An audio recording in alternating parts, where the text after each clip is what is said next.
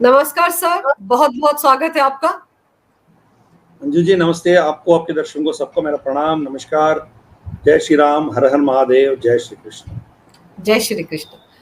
Sir, Bangladesh में अब तो जो माइनॉरिटीज है, जो हिंदू है, वो दुर्गा पूजा भी सेलिब्रेट नहीं कर पा रहे हैं। देखिए, पंडाल लगाने के लिए लाखों रुपए मांगे जा रहे हैं, कितनी जगहों पर मूर्तियां तोड़ दी गई, वो भी वहां की पुलिस की मौजूदगी में। तो आखिर ये तमाशा कब तक चलेगा? जी, ये बहुत दुखद सिचुएशन है उधर बांग्लादेश में। इवन शेख हसीना जब प्रधानमंत्री थी तब भी ये सुरक्षित नहीं थे। मैं 1.5 साल पहले मैं बांग्लादेश गया था। मैंने सिलट से लेके चट्टगांव तक मैंने 1 हफ्ता 10 दिन यात्रा करके आया हूँ मैं। उनके हालत तब भी बहुत नाजुक था, और जब शेख हसीना चली गई इनका सिचुएशन तो बहुत ही खराब हो गया। ये हिंदू है, इसलिए बाकी so called human right activist, United Nations, ये सब चुप है, फेविकॉल लगा के बैठे हैं लोग। कोई किसी को कोई पड़ी नहीं है। हिंदू मरेगा तो मरेगा, अपना अब्राहमिक मजहब जितने हैं उनके समर्थन करते हैं, बाकी का नहीं करते हैं। और तो और ये मोहम्मद यूनिस जो है वो अमेरिका का कठपुतली है, अमेरिका ने उसको बिठाया। शेख हसीना ने इसके खिलाफ एक्चुअली केसेस दर्ज की थी। ये $90 बिलियन क्लिंटन परिवार के लिए राउंड ट्रिपिंग किया, हवाला किया अपने बैंकों से। उसका एक माइक्रो फाइनेंसिंग बैंक है ना उसका, उस बैंक से ये राउंड ट्रिपिंग किया। इसके चलते हुए इसके खिलाफ केसेस दर्ज थे। ये अभी चीफ एडवाइजर बनने के तुरंत बाद 24 घंटे के अंदर अंदर अपने अपने ऊपर जितने भी केसेस है उसको निकाल दिया होगा। तो इनका मकसद ही वही है। अमेरिकन जो डीप स्टेट का एक बंदा है वही कर रहा है। तो चाहे वो क्रिश्चियंस हो चाहे मुस्लिम्स हो, दोनों हिंदू से ही घृणा करते हैं। हिंदुओं के खिलाफ ही इनके जो भी सोच है, इनके जो करना है वही करते हैं लोग। तो इसमें कोई नया बात नहीं है। जब खलीदा जिया प्रधानमंत्री थी उस समय भी हिंदुओं के खिलाफ जो प्रताड़ना थी, इनके खिलाफ जितने भी हुआ था वो भी उस समय भी हुआ था। क्या पिछले 4-5 साल में दुर्गा पूजा के समय पे पंडाल के ऊपर अटैक्स नहीं हुए थे क्या? शेख हसीना तब भी प्रधानमंत्री थी ना। तो शेख हसीना प्रधानमंत्री होते हुए भी अटैक्स हुए हैं। तो अब शेख हसीना ही नहीं रही तो इनको रोकने वाला कौन है? कम से कम शेख हसीना जब तक थी थोड़ा ये लोग कंट्रोल में थे। अभी वो कंट्रोल भी नहीं रहा। अभी पूरे देश को चलाने वाले कट्टर जिहादी लोग चला रहे हैं। इनके एडवाइजर्स कौन है? सब वही सोच रखने वाले। खुद सर, अब तो ये हालत हो गई है कि जो पंडाल लगाए जा रहे हैं उनके लिए लाखों रुपए मांगे जा रहे हैं, और ये कहा जा रहा है कि जिस वक्त नमाज का टाइम होगा तो फिर वहां पर पूजा नहीं होगी, भजन नहीं लगाए जाएंगे पंडालों में। और यहाँ तक कहा जा रहा है कि हिंदुओं से जबरदस्ती आयतें पढ़ने के लिए कहा जा रहा है। जी, ये तो ऑब्वियसली जिजिया टैक्स है, और क्या है। आप यहाँ हिंदू बन के रहना है तो हमें पैसे दे दो। तो सरकार ऐसी की तैसी सरकार तो है नहीं उधर। तो देश हमारी है, हम मुसलमान हैं और हम मुसलमान की देश है। तो जो हम चाहते हैं वही होगा। आपको जिजिया दे के रहना है, ये हमारी किताबों में भी लिखा है ना। तो जो हम जो कर रहे हैं वो नाजायज नहीं कर रहे हैं। हमारी दीन जो कहती है वही कर रहे हैं। प्रॉफिट मोहम्मद खुद जिजिया के बारे में बोला है, तो वही कर रहे हैं हम। और क्या है? आप पंडाल कैसे लगा सकते हो? नमाज हम कर रहे हैं तो आप कैसे डिस्टर्ब कर सकते हो? तो ये चीज जो है अभी उनको रोकने वाला तो कोई है ही नहीं है। तो जाहिलात की भी कोई हद होती है, मगर यहाँ धीरे धीरे से वो खिसते जा रहा है बांग्लादेश। तो इसमें मुझे कोई सरप्राइज नहीं है, क्योंकि बांग्लादेश की समाज ऐसे ही थी पहले। शेख हसीना के चलते हुए थोड़ा कंट्रोल में था, अभी कंट्रोल करने वाले कोई है ही नहीं है। और खुद मोहम्मद यूनिस ने ऐसी बंदे को बिल क्लिंटन के सामने पेश करता है और बोलता है कि ये रेवोल्यूशन लाया, जिसके खिलाफ टेररिज्म चार्जेस है। जो कट्टर इस्लामिक सोच रखने वाला, दुनिया में उनके खिलाफ बहुत से केसेस दर्ज है। वो बंदा इनके लिए रेवोल्यूशनरी है। शेख हसीना को निकालने में बहुत मदद किया है, और इस बंदे को देख के वो ताली बजा रहा है बिल क्लिंटन। इससे क्या उम्मीद रख सकते हो आप? तो हिंदुओं की सिचुएशन तो बहुत ही खराब था पहले, अब और भी खराब हो गया।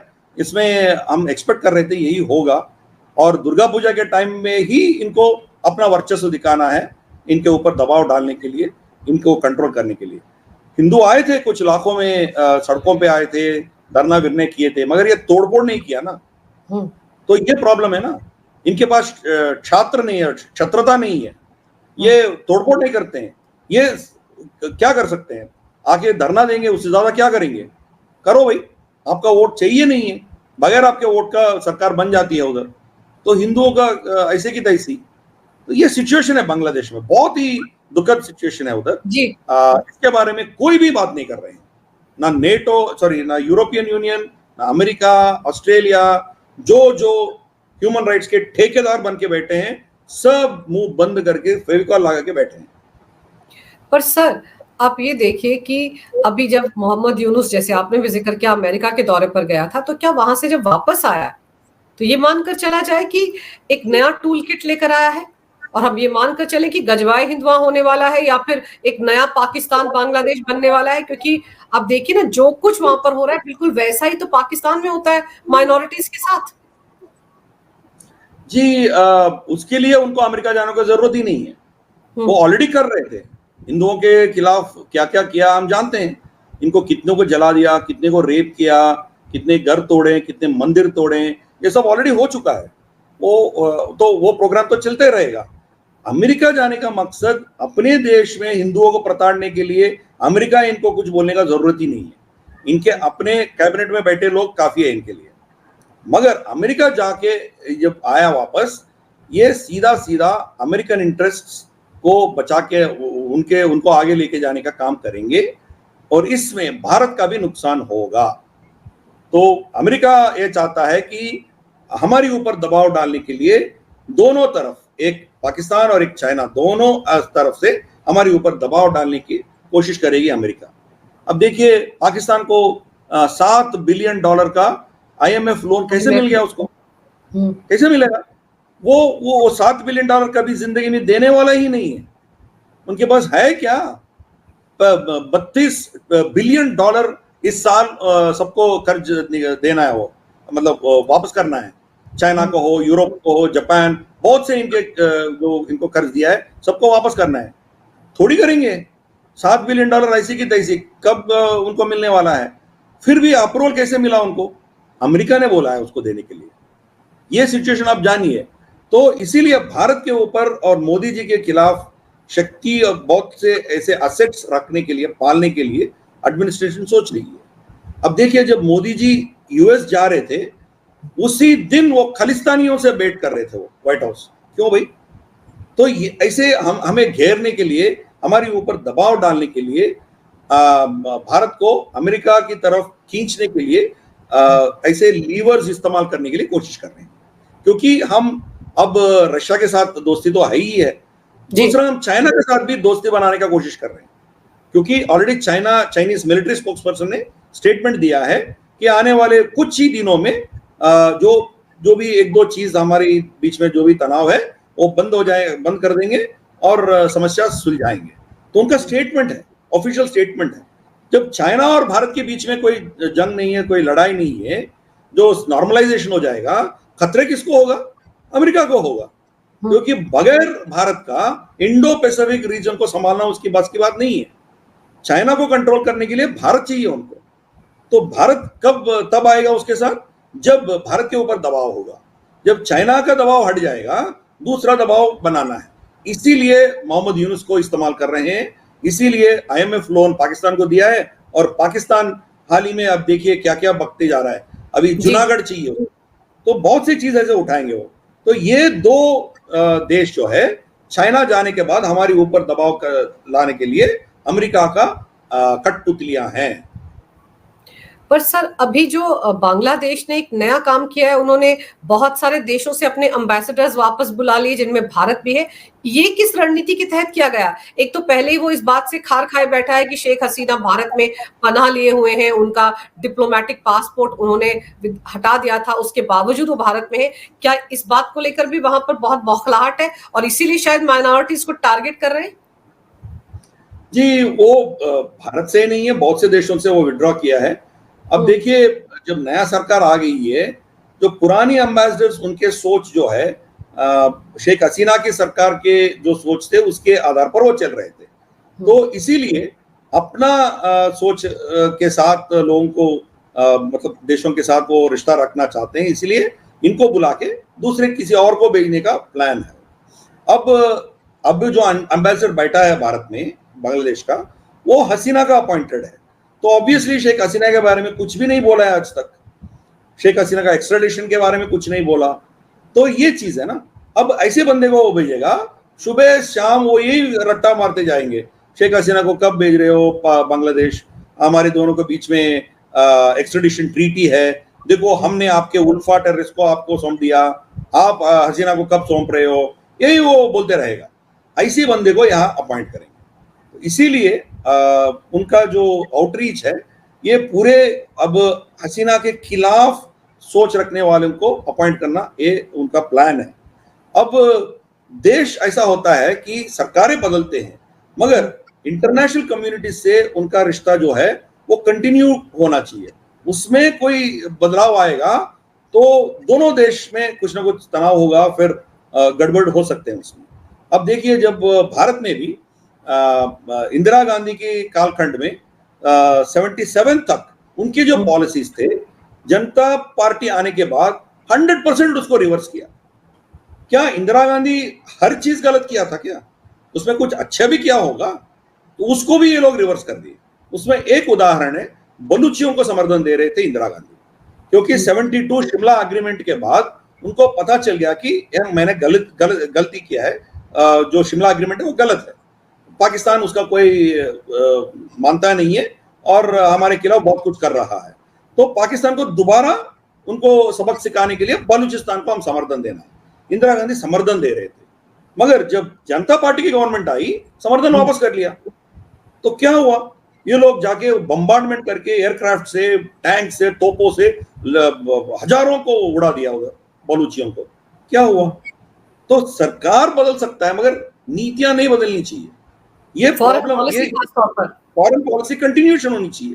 तो बांग्लादेश में ये सबक नहीं सीखा है, इसीलिए सरकार बदलते ही अपना एम्बेसडर बुला रहे हैं, फिर दोबारा भारत के ऊपर एक अग्रेसिव स्टैंड लेने वाले बंदे को भेजने का सोच रहा है। तो इससे नुकसान उनको होगा, भारत को भी होगा। हम अब तक 2 फ्रंट के युद्ध के बात कर रहे थे, शायद अब 3 फ्रंट के बात करना पड़ेगा हमें। और हमारी सरहद जो है, बांग्लादेश की सरहद सबसे बड़ा सरहद है हमारी, 4000 किलोमीटर। हाँ, चाइना के सरहद से भी ज्यादा है हमारी बांग्लादेश के साथ। तो इसको आप, ये तो आपके लिए बहुत बड़ा सरहद होगा ना, ये पाकिस्तान की सरहद उसके सामने कुछ भी नहीं है। तो ये प्रॉब्लम है हमारे लिए। तो बट क्या करें, जब कोई खुदकुशी करने जा रहा है, आप बोल सकते हो, वो सुनता नहीं है, तो आप क्या करेंगे? तो यही बांग्लादेश हो रहा है। सर, टाइमिंग देखिए कि बांग्लादेश एक तरह से जल रहा है। वो जो भगौड़ा जाकिर नाइक, जो भारत से भागा फिरता है 2019 से, भड़काऊ भाषण देता है, धर्मांतरण के लिए जाना जाता है, मलेशिया में बिल में छिपा रहता है, आजकल वो पाकिस्तान के दौरे पर है। शहबाज शरीफ ने उसको बुलाया हुआ है, वहां पर रेड कारपेट वेलकम मिल रहा था उसको, वहां जाकर डर भी लगने लगा उसको, वहां जेड कैटेगरी की सुरक्षा उसको दी गई है। सर, तो उसकी विजिट के पीछे की वजह क्या हो सकती है आजकल के माहौल को देखते हुए? जी, बांग्लादेश में जाकिर नाइक के खिलाफ केसेस हैं। एक टेररिस्ट अटैक हुआ था, आप जानती हो, कुछ साल पहले ढाका में। हाँ, ढाका में।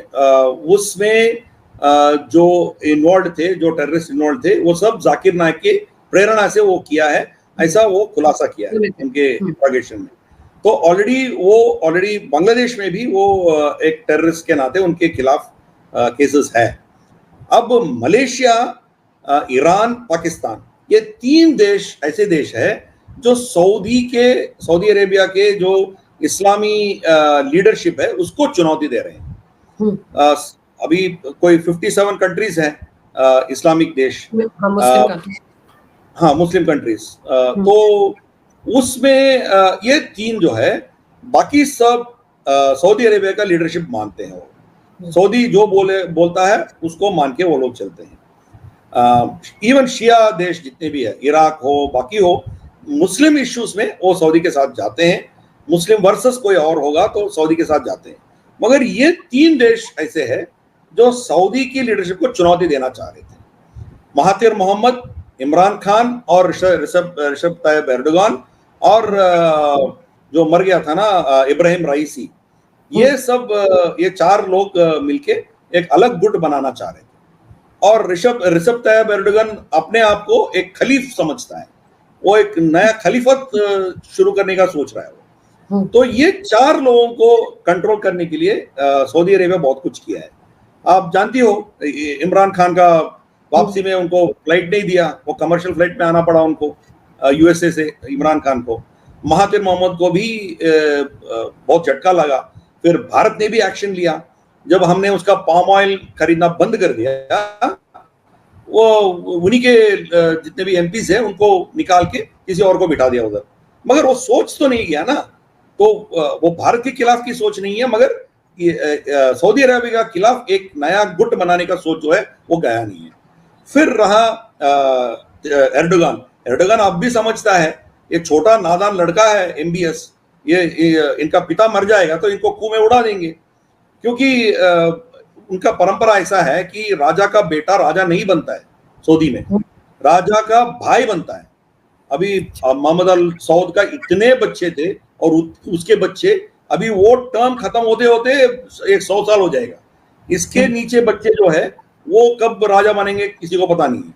तो ये चार देश ऐसे सोचते हैं, तो हम ठेकेदार बनेंगे पूरे इस्लाम मुस्लिम उम्मा का। तो ये सोच चलते हुए इकट्ठा करने का कोशिश कर रहे हैं, और इनको एक मंच पे लेके आने का कोशिश कर रहा है जाकिर नायक।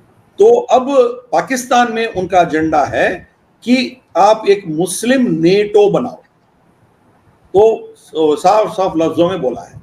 तो अभी जो धर्मांतर करने का काम हो, ये सब छोड़ दिया, ये छोटी छोटी बात है, जिंदगी में कर चुका है, अभी उसमें नहीं जाएगा वो। अभी मुस्लिम उम्मा को इकट्ठा करके गैर मुसलमानों के खिलाफ एक शक्ति खड़ा करने का कोशिश कर रहा है, और उस कार्य में पाकिस्तान उनके लिए बहुत इंपॉर्टेंट है। क्यों? पाकिस्तान एकमात्र मुस्लिम देश है जिसके पास न्यूक्लियर हथियार है, तो इसीलिए पाकिस्तान में गया, 1 महीना रहेगा उधर।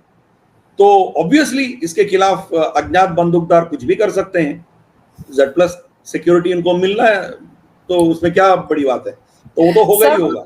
सर वो तो सिक्योरिटी उनको भी थी, वो जो 20-22 आतंकवादी मारे गए थे उनको भी तो आईएसआई और पाक आर्मी सुरक्षा दे ही रही थी ना, इसके बावजूद वो अननोन मैन, अज्ञात वीर उनको टपका गए थे।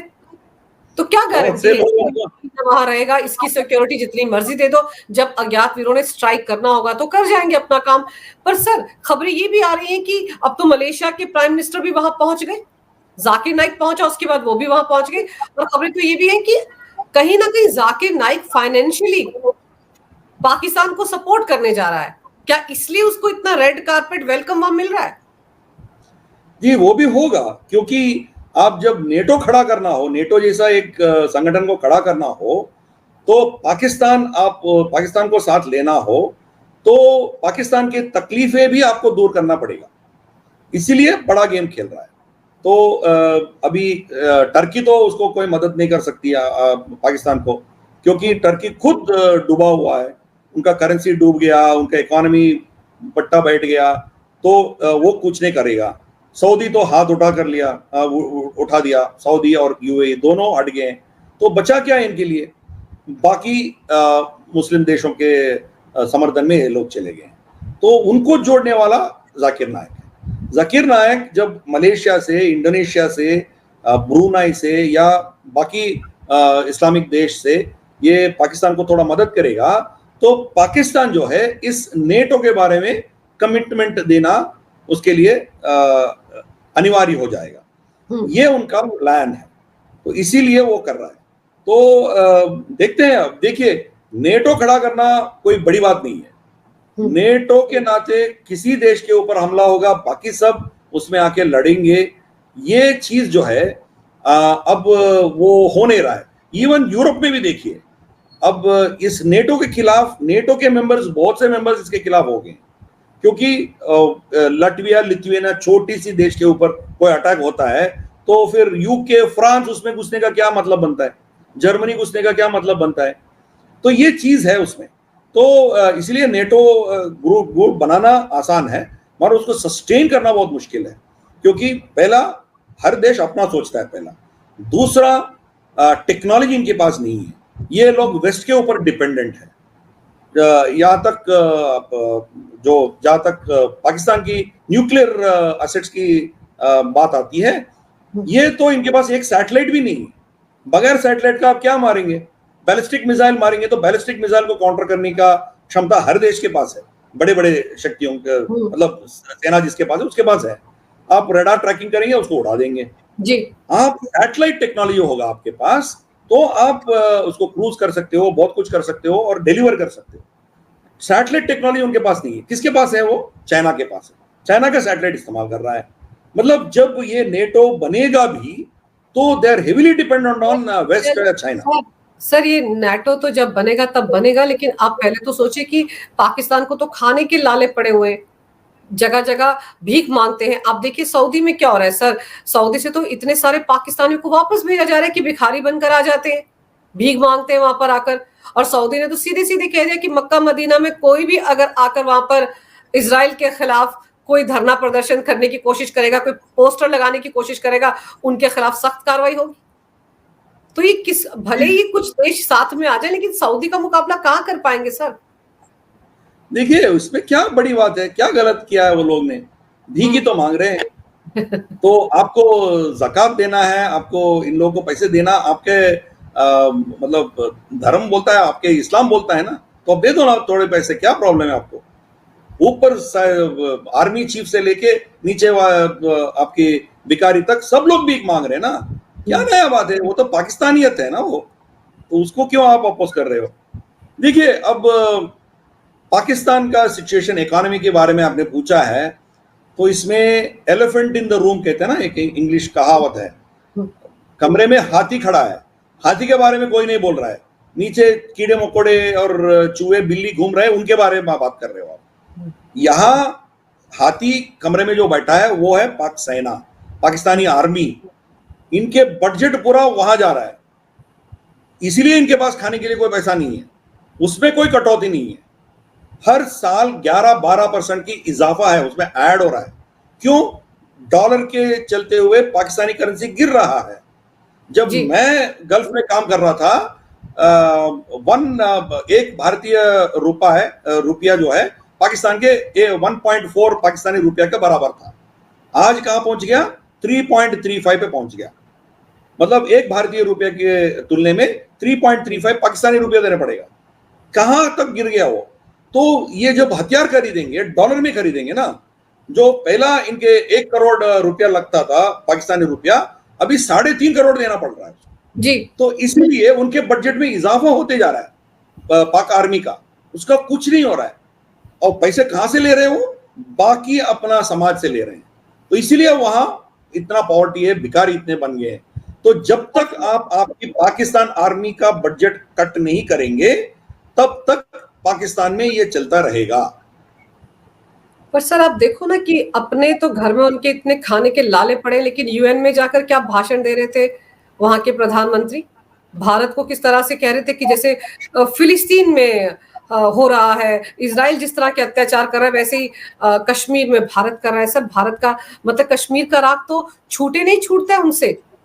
तो और अब जिस तरह के वो रायता फैला रहे हैं जमातियों के जरिए बांग्लादेश में सर, तो भारत के लिए तो दिक्कतें हैं। तो आपको क्या लगता है आने वाले दिनों में भारत की स्ट्रेटेजी क्या होनी चाहिए कि कम से कम बांग्लादेश भारत के लिए वैसी मुश्किलें खड़ी ना करे जैसे पाकिस्तान खड़ा करता रहा है?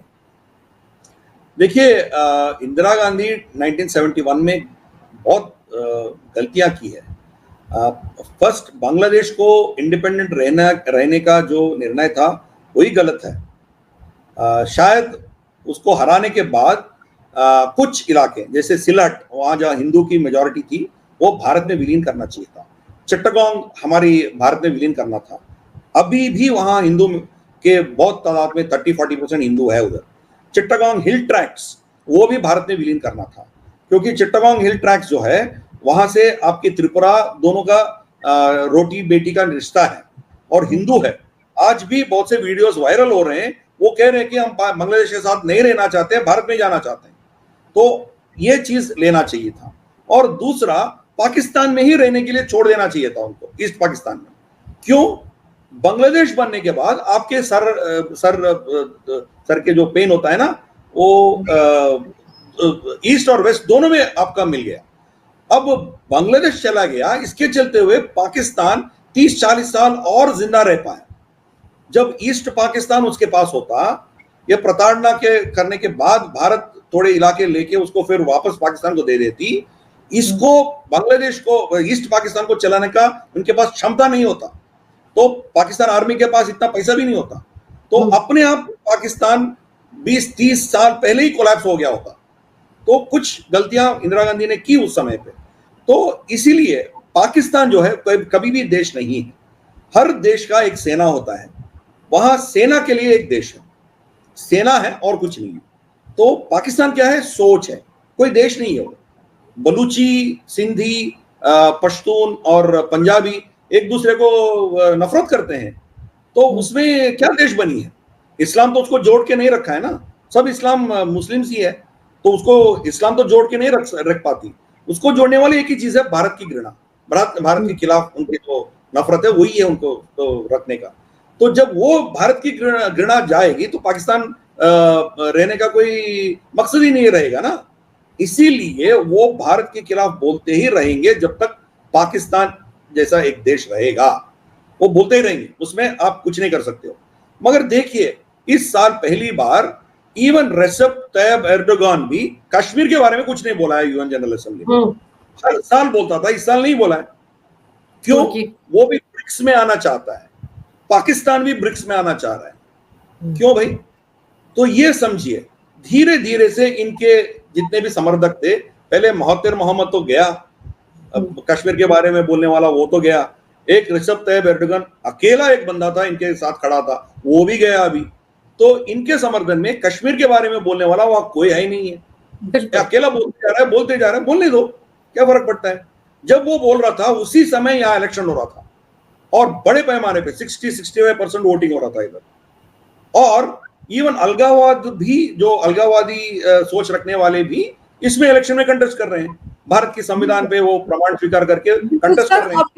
सर अब फिर याद कीजिए कि कुछ डेलीगेट्स आए थे, उन्होंने भी तो चुनाव देखा कि कैसे हो रहा है जम्मू कश्मीर में चुनाव, तो वो उनको लाने का मकसद भी तो यही था ना कि वो अपनी आंखों से देख लें कि वहां पर डेमोक्रेसी बहाल है, लोग घरों से निकलकर वोट कर रहे हैं। तो ये सब कुछ भारत ने किया है। लेकिन सर बांग्लादेश के लिए भारत को जरूर स्ट्रांगली कोई ना कोई स्टैंड लेना पड़ेगा, क्योंकि नहीं तो एक नया सिरदर्द पैदा होने जा रहा है बांग्लादेश की शक्ल में। वरना वहां पर जो हालात इस वक्त माइनॉरिटीज के, वो वाकई बहुत चिंताजनक है। सर आपने समय निकाला, इस विषय पर विस्तार से जानकारी मेरे दर्शकों को दी, आपका बहुत बहुत धन्यवाद। नमस्कार, भारत माता की जय हो, वंदे मातरम और जय श्री राम। नमस्ते।